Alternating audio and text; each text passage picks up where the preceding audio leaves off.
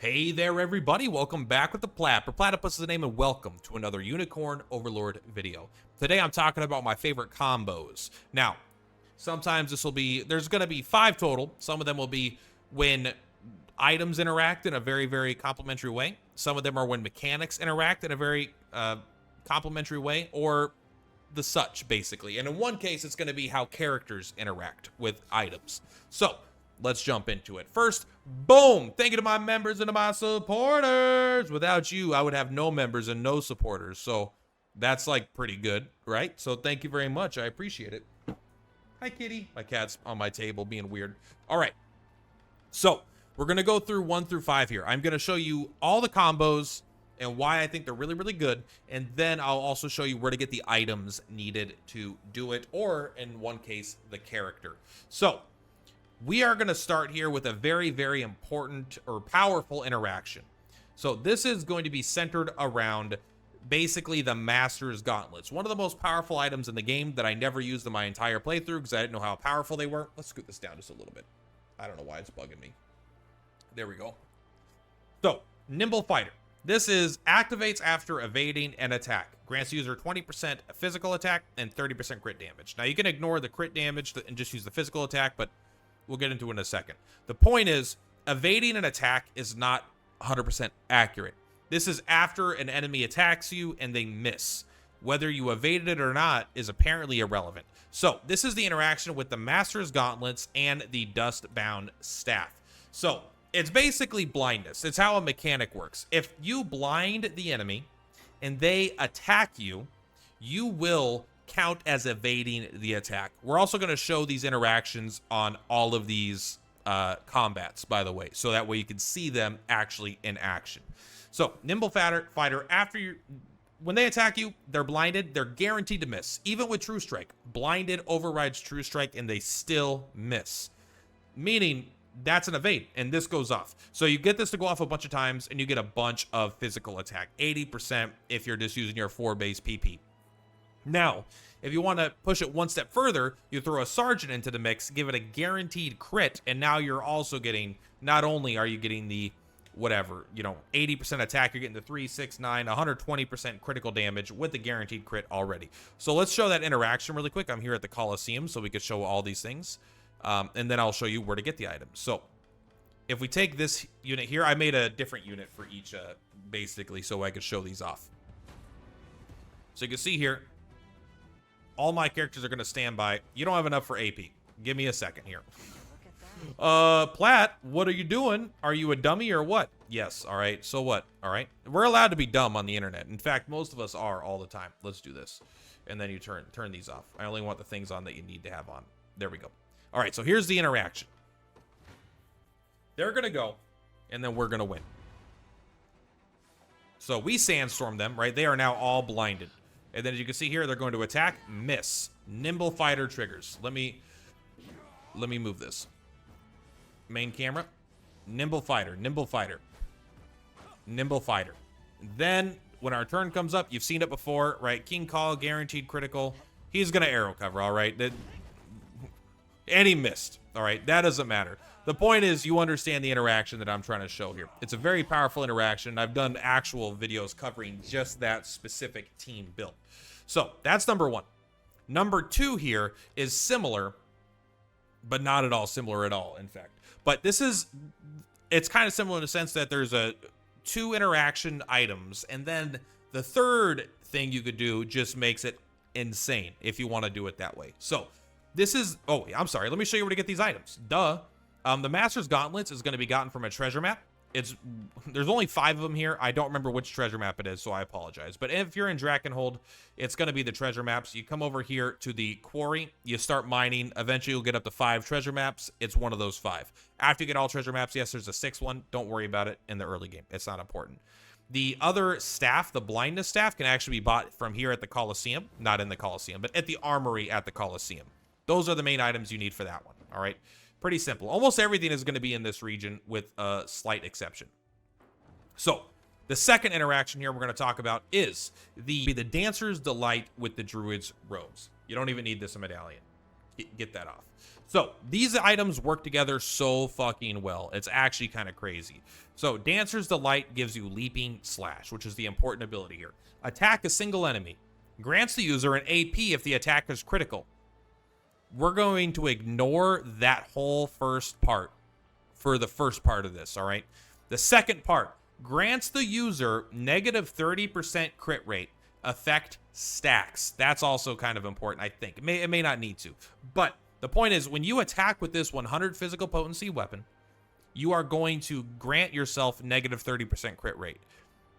Druid's Robes is just a simple 1 defense, 1 magic defense, but has Cursed Impetus. Activates after the user is debuffed. Grants the user 1 AP. What's so special about this is a self-contained, basically, battery. It's not infinite, of course, but it's a big battery.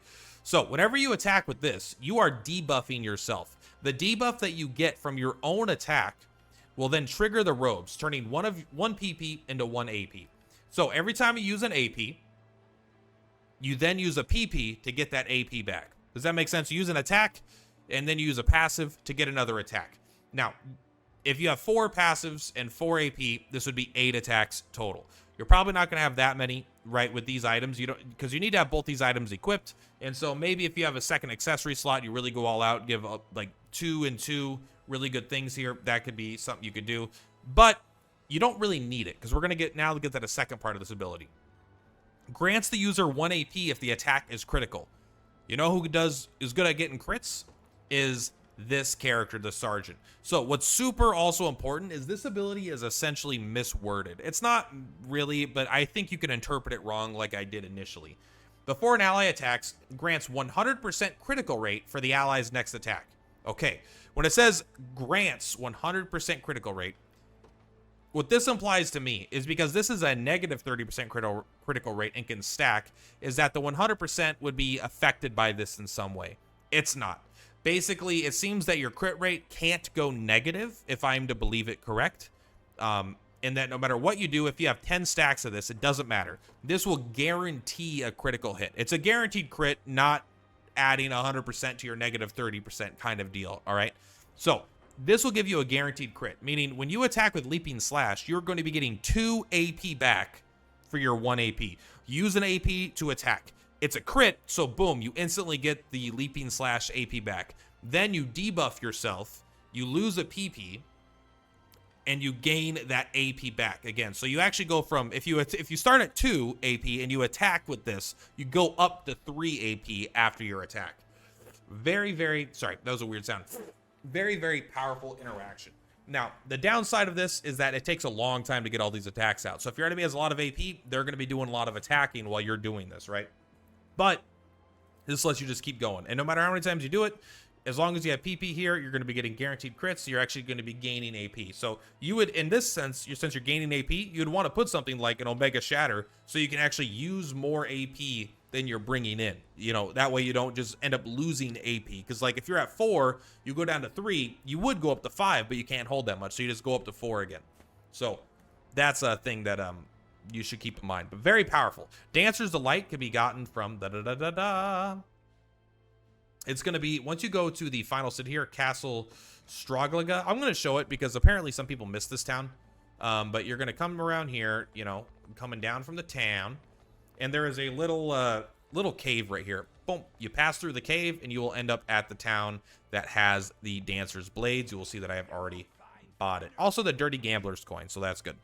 The other items here that are important are the what is it? The Druid's Ropes. That is at the Tarhavi town. So let's see how far that is. I honestly don't remember. I think it's one of the last ones. I'll find it. Give me a second. You could do this just as fast as me, right? But I don't care. There we go, right here.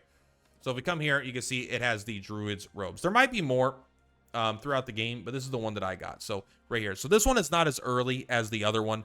You got to get the Drakenhold, basically finish Drakenhold, and then also almost finish Elheim, but that's still about half the game you could do this interaction, depending on how you tackle it. All right, I over-explained that one a bit because I forgot. I'm just going to show you. I have this secondary squad here. They're not going to attack. They're just here to be punching bags. But you can see here, Amalia has 2 AP. They're going to do their thing. Go ahead and stand by. And so you can see here. Leaping Slash, we go from 1 AP to 2 AP, and then we activate our Cursed Impetus going up to 3 AP. So we actually gained AP from doing that interaction. And if we show, you know, it'll work again. As long as we got juice to keep going, right? We are back up to 3, then we go up to 4. And now we basically still have 4 more attacks even at this point, right? They're all going to stand by, so attack 1, blah, blah, blah. Point is, they're going to keep attacking until they're out of all their AP and PP. So that's the interaction there. All right, so number 3. We're going to talk about Rosalinda, basically. This is the interaction between the Elven Augur and the Frostbrand Tome. I've shown you where to get this multiple times. I don't want to I'll just explain it really quick, but I'm not going to walk over there. Basically, where you recruit the witch inside of her little town, her house is behind it. You go talk to it. You get this early on in the game. There's also one really late in the game in the far north. I never even bought it because I already had one, and I didn't really need to. So this is the interaction between Ice Conferral, basically, right? This does an ally's physical attack adds freeze and extra damage. The extra damage is not that important, but it is always nice. And Elven Augur. This is Elemental Roar. Elemental Roar is probably the most powerful ability in the game. You're going to get this character very early. Once you go to Elheim, you're basically going to get them right away, like either one fight in or like it's either before the first fight. I don't remember exactly when, but it's super early. But you don't get this ability until level 30. So it is going to be a little bit later where you could use this interaction till its full effect, because you're just not going to, it's not going to work right. But what makes Elemental Roar so powerful and so good? A couple reasons. One, it's the only attack all enemies without restrictions. What do I mean? The other attack all enemies, there is like the Berserker one attacks all enemies, but it is ground based. It is like unguardable, I think, but it doesn't hit flying units. There are many other attacks that hit all enemies, but they are charge abilities, which means they take 2 turns to go off. You can get around that. We'll talk about it in a second, but it's basically like, this is no restrictions. You don't need to do some other trick to make this work. If you just go and you go first, this, even though this says physical and magical potency, it counts as a physical attack. So this will do a physical attack and be very, very powerful. Also, you combine this with 1 stage up, you do a Rage of Fireflies. And then in the fight starts, you stun whoever has the highest initiative, in case your initiative is not the highest. You get a Summon Fairy, and for every Summon Fairy, this also gets 30 more potency, which is insane. That's a lot of potency. So this will be a 200 potency, basically turn 1 AoE nuke. And why is it strong? Is because this will basically allow you to do, let's just take let's to go to initiative. Let's go to our slowest character, right? Is this guy, of course. He has literally 0. So we're gonna put you up here, and we're gonna have you do do you have your Grand Smash? Okay, well there you go. You got this one. You've got Heavy Smash, you attack a row of enemies, and then you do that, all right? You've got literally 0 initiative. So what's strong about this is that it will allow you to basically cheese in almost every fight in the game. Now, hopefully I got the right stuff. So you do the Rage of Fireflies. Yes, it can miss, all right? But this isn't set up to show exactly how this, it's just how the interaction works, right? Oh my God, Plat, come on, Plat. Is this your first day on the job, Plat? All right, hopefully she doesn't just kill him. So really quick, I screwed it up. I didn't give her enough AP. So let's turn this off also, just so, because that's not the point of it. And we do this here. We don't want her to kill everybody because it's, even though she can, the idea is that this will allow you to free up even your slowest initiative characters to kind of take as much time as they want and do whatever they need. So Ice Conferral, she does the Elemental Roar, and this is an instant beginning of the thing. AoE, freeze them all, and it's also a really high damage nuke, but even your character with 0 initiative can now go before the enemy goes, right? That's kind of the idea here.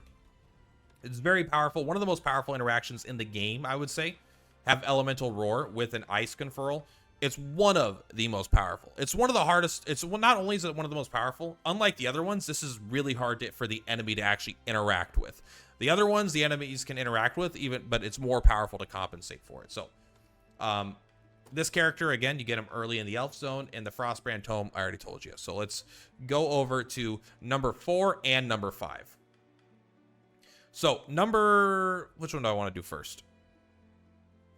They're both going to be kind of similar, but first we're going to do this one here. Basically, Quick Impetus activates after an ally uses an active skill, allows the ally to act again, and you grant them 1 AP. This takes 4 PP to use, but what this does do is, yes, you could use this on, how normal people, not normal people, but how I think the game thinks you're probably going to use it is you're going to have a character like this, and he's going to use rolling axe, right?